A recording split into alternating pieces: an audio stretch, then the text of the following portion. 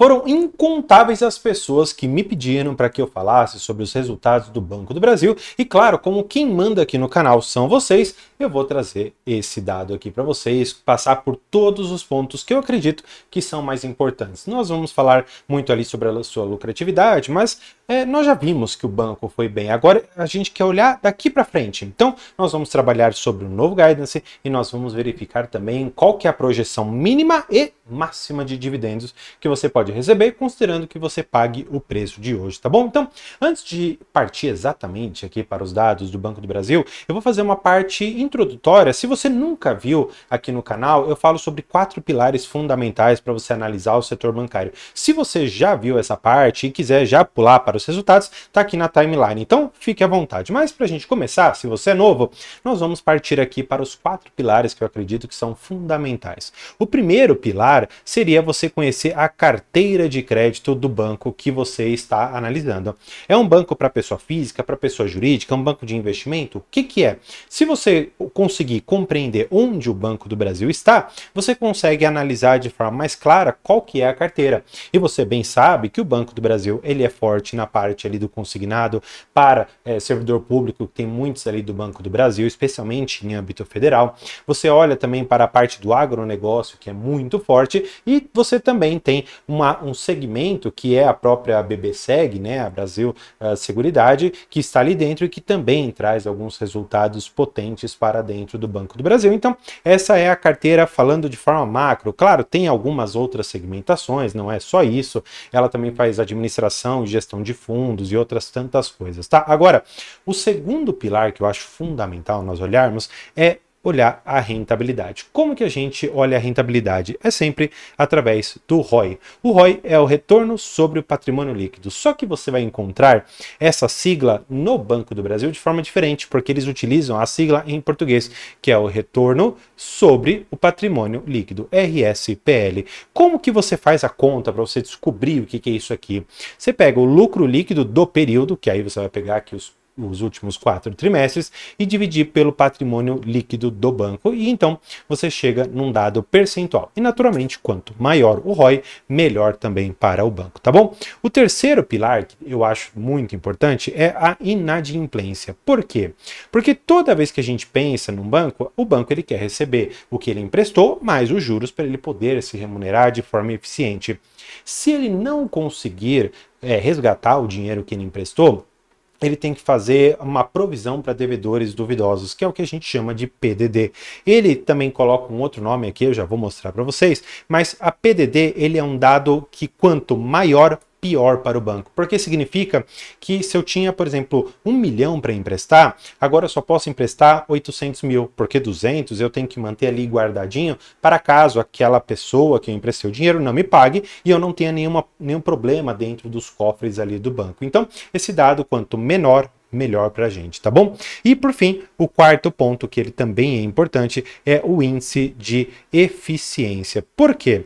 O índice de eficiência, ele vai mostrar para a gente quanto das despesas administrativas ou gerais do banco estão consumindo do lucro líquido. Então, desses dados, nós temos que a carteira, quanto maior, significa que ela é melhor, né? Porque ela acaba tendo uma diversificação maior de riscos e tem outros segmentos que ela pode atuar. O ROI também, quanto maior, melhor. Agora, por outro lado, o índice de eficiência e a inadimplência, quanto menor, melhor. Tem que ser mais para baixo. Porque o índice de eficiência, apesar de o nome não ser nada bom, quanto menor ele for, significa que menos das despesas estão corroendo, estão abocanhando ali uma parte do lucro da empresa. Isso é melhor que você tenha um índice de eficiência sempre mais baixo. Então, deixa eu trazer você aqui para minha tela para a gente começar. Eu tenho aqui as projeções que são do ano de 2024. Eu quero que você perceba muito mais a parte aqui da carteira de crédito. A carteira de crédito ficou na parte superior, tá bom? Eles conseguiram chegar a quase 12%, ou seja, eles conseguiram expandir a carteira bem melhor do que eles estavam imaginando. Muito aqui na parte de empresas, tá?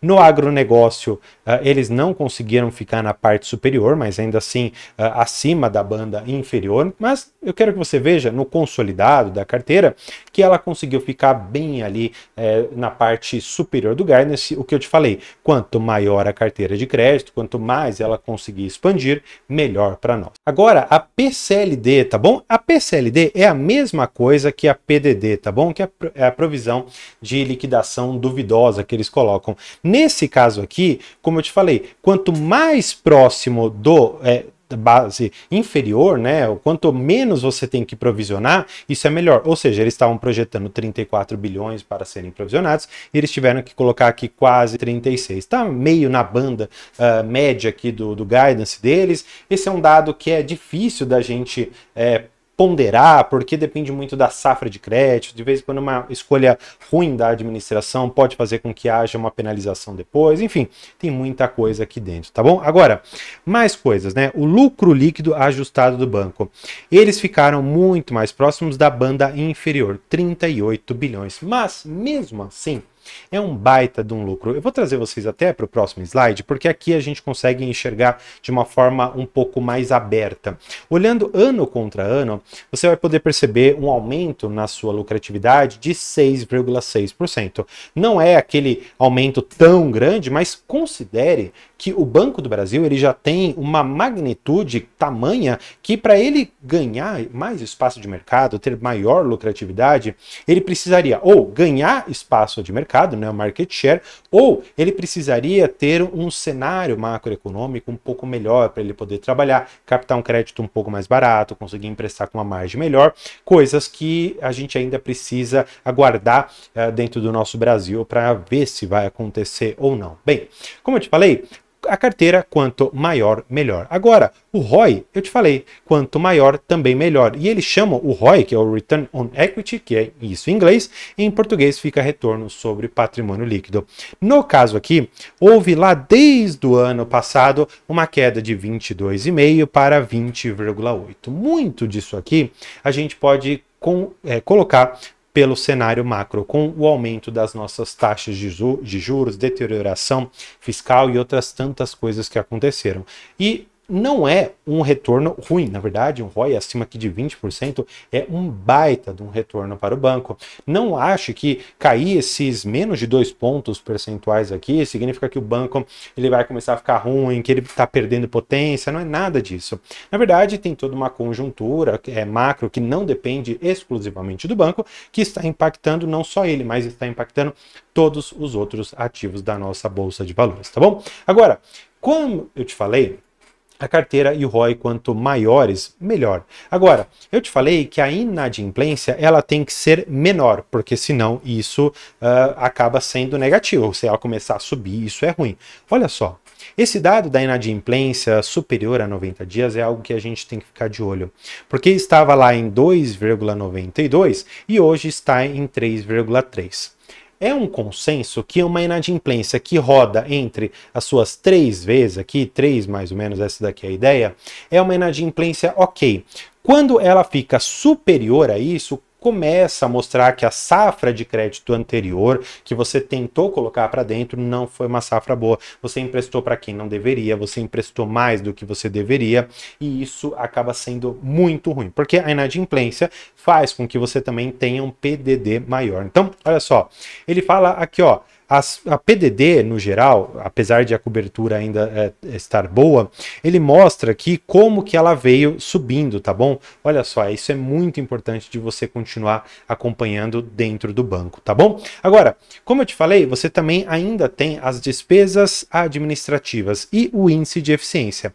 Como eu te falei, o nome não é bom, mas o índice de eficiência, quanto menor, melhor.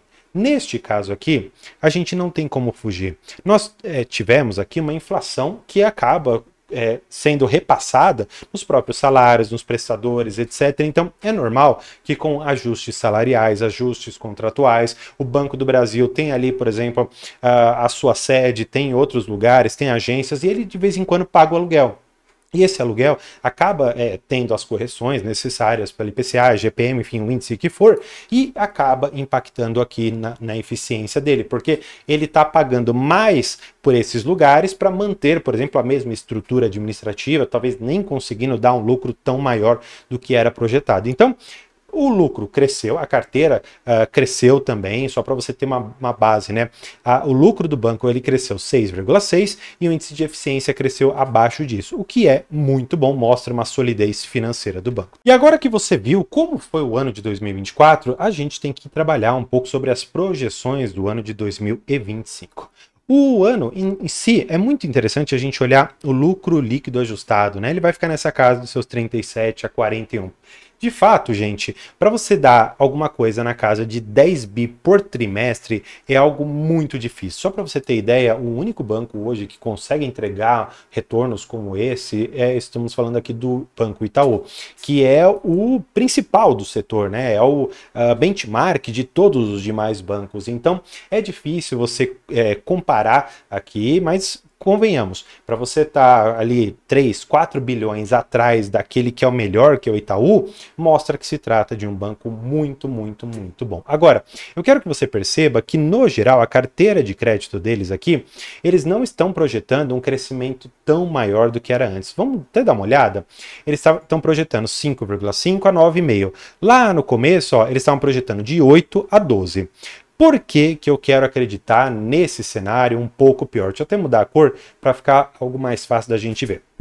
Eu acredito que, considerando a nossa taxa de juros, o que a gente está imaginando? Que as pessoas físicas, empresas e o agronegócio como um todo, eles não vão pegar crédito de forma tão aberta quanto eles estavam querendo fazer antes. Por quê? Lá em 2023, se você bem se recordar, eles tinham a ideia de que a Selic, que estava lá em 13%, iria encerrar o ano na casa dos seus 9%. Ou seja, essa queda de 4 pontos iria ajudar muito. Entretanto, nós encerramos o ano de 2024 com a projeção de encerrarmos agora 2025 com uma Selic entre 15% a 16%. Ou seja, olha só a deterioração que nós tivemos no cenário macroeconômico. Quem vai querer pegar um empréstimo pagando 15%, 16%? Isso só se fosse a Selic. Só que você coloca aqui 4, 5, 6% a mais de spread, a ponto de você pagar mais de 20% de juros ao ano. Não tem empresa, pessoa ou qualquer outro segmento que consiga pagar isso com tranquilidade. Então é muito razoável esperar que a carteira de crédito do banco diminua, ou pelo menos não cresça tanto quanto eles estavam esperando, tá bom? Agora, na parte aqui da margem financeira, tá bem tranquila, tá bom? É algo bastante ok deles imaginarem essa margem financeira, especialmente pelo tamanho da carteira que eles têm. Considerando aqui as despesas administrativas, eu quero que você veja, eles estão considerando aqui um aumento bastante alto em relação ao que foi projetado no ano passado. Vamos comparar aqui que isso é importante, de 38,5 a 40. Ó, despesas administrativas, aí só tá aqui o valor percentual, né? Mas de qualquer forma, cresceu um bom tanto nesses últimos tempos. Deixa eu ver se tem aqui, ó, despesa administrativa ficou aqui nos seus 37. Ou seja, eles estão esperando que esses 37 sejam mais ou menos o piso e a gente cresça aqui mais ou menos de 1 até 3 bilhões a mais de reais para serem gastos, tá bom? Agora, o que você mais deve estar querendo saber é, André, quais são os dividendos que eu posso receber do meu querido Banco do Brasil? Para isso, preciso trazer vocês aqui para a gente analisar algumas outras coisas antes. Primeiro, que o Banco do Brasil ele tem um payout já divulgado, que é de 40% a 45% do seu lucro por ação, tá bom? Bastante simples. Agora, eles divulgaram aqui os dados de pagamento tanto de juros sobre capital próprio quanto de dividendos. Eles vão poder fazer o pagamento nessas datas aqui. Depois você pode pausar o vídeo ou pegar o fato relevante, tá? De forma bastante clara aqui para vocês. Mas eu já fiz as contas para vocês considerando os inúmeros cenários. Então, vamos a eles. Eu considerei aqui a banda inferior de 37 bilhões de lucro e a banda superior de 41. Claro, eu considerei aqui a quantidade de ações que nós temos hoje, né? 5 bilhões, 730 milhões. Eu reduzi algumas casas só para ficar mais fácil da gente calcular. E aqui eu teria um lucro por ação, se fosse 100%, tá bom? Se isso daqui não é o dividendo que você vai receber, isso aqui é lucro por ação. No pior cenário, né, essa banda inferior de 37 bilhões, daria um lucro por ação de R$ 6,46. Na banda superior, daria R$ 7,16. Considerando um payout de 40%, você receberia R$ 2,58 ou R$ 2,86 no melhor cenário, e com 45%, R$ 2,91 ou R$ 3,22. Legal, eu entendi, mas eu quero que você faça algumas contas. Vamos imaginar a seguinte situação. O banco, ele não performa nada bem, ele fica na banda inferior, esses 2,58 e paga apenas 40%. Legal. Considerando que hoje o banco está cotado mais ou menos aos seus R$ 28, isso daria para nós um dividend yield na ordem de 9,21%, um retorno interessante. Ah não, André, o banco performou muito bem, ele ficou lá na banda superior ali no talo, vai pagar 3,22 por cada uma das ações. Nesse caso, considerando que você pague hoje esses R$ 28, isso daria um dividend yield na casa de 11,5%, com esses pagamentos praticamente ali quase todos os meses, né? Você tem 8 pagamentos anunciados. Então, imagina receber de 9 até 11, quase 12% de dividendo de um banco extremamente sólido como é o Banco do Brasil. E esse daqui é um banco que eu tenho certeza que muitos de vocês têm em carteira. Mas deixa eu te perguntar, e quanto a esse outro banco aqui? Você tem em carteira?